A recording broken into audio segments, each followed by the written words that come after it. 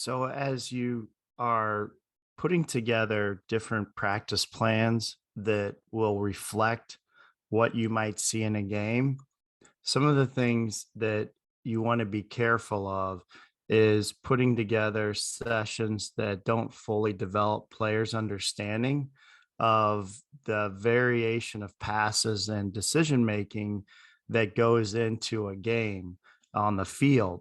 And so we always want to try to structure our training sessions to have a team function with a team task as well as a team intention. And then you want individual intentions. And throughout all of that, you always want to focus on an actual soccer action. So communication, decision, and execution. So if you have a situation in a game that you want to try to work on, for example, you want your nine to receive the ball and move into space. So in that scenario, you would have an opportunity to recreate a ball that was being played from the eight through the space of the four and five, and then having the nine run onto it to take a shot on goal. So that's something that you could try to recreate in a session using multiple players and including the team function, task, intention, as well as the individual intention. So when you think about trying to exploit space into that last defender, there's there's a couple of key principles that you want to think about as you're trying to set up a session. And then there's different areas or triggers that you want your players to consider when they recognize these triggers on the field. So for example, into space to exploit that last defender, so that number four or number five. So when the opposition is pushed up and they're high on the field and they're leaving a large space between them and the last defender, um, if you can do uh, a delivered quality pass that lands between the last defender and the penalty box, that's another opportunity to try to exploit that last defender. Or if you're in a wide area and you want to exploit the space left by the fullbacks, so like the two and the five, when you're playing this type of formation with this amount of players, and those fullbacks they have pushed on in into their attack.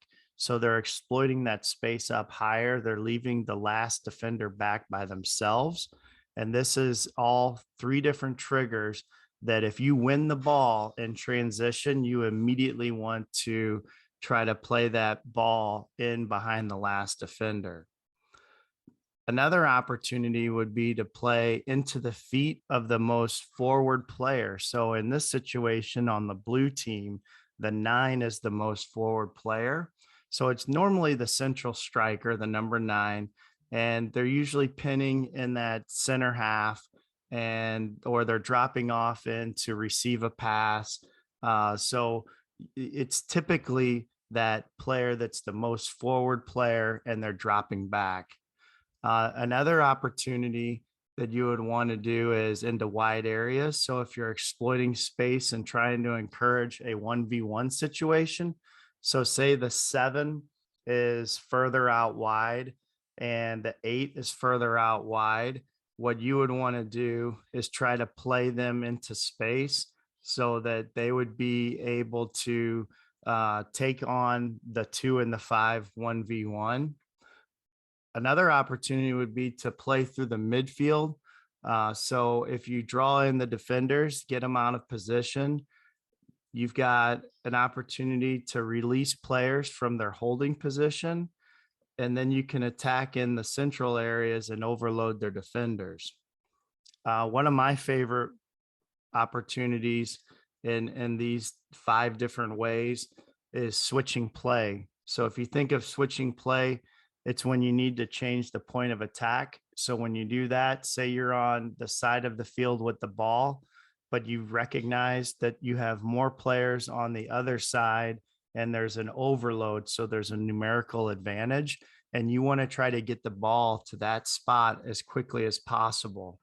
The other trigger for switching play is when you have explored, all of the possibilities in that area and you realize that you're overloaded with the opponent and you need to get out and switch the field to the weak side.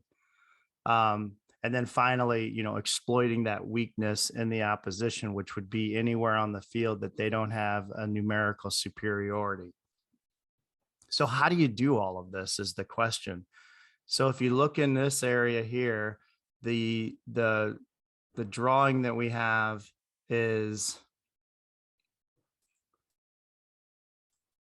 right here. This would be an action plan for a training session. So you're going to have 7v3. You're going to have a box in the middle. You're going to have a 4v3 in the middle, and you're going to have a bottom player and 2 wing players. This will allow you to have an overload, but it'll also allow you to play into wide areas. It allows you to play through the middle. You can switch the field, switch the play. You can play it into the most forward, which would be the 9, and you can exploit space behind the last defender. If the 9 wins the ball, if the 3 or the 2 win the ball, the objective is to try and score a goal. So we want to see the 9s taking the most shots, but collectively here, if the ball is down here at the bottom, if we play it out wide, we can play it back in through the middle. Okay. And then we want to have the 9 pop out a little bit and see if the 10 can exploit the space and have the 9 be sent through. So again, exploiting space behind the last defender, playing the ball into the feet of the most forward player, playing the ball into wide areas, playing through the middle, and switching play. These are all different examples when you are in possession and you have passing priorities and you're using, the team function, which would be attacking. The team task would be building up. The team intention is always to have numerical superiority. The individual intention is to try to create space to win the ball so that you have a good passing option. And all of this is being layered into that key principle for the club, which is that soccer action: communication, decision, execution.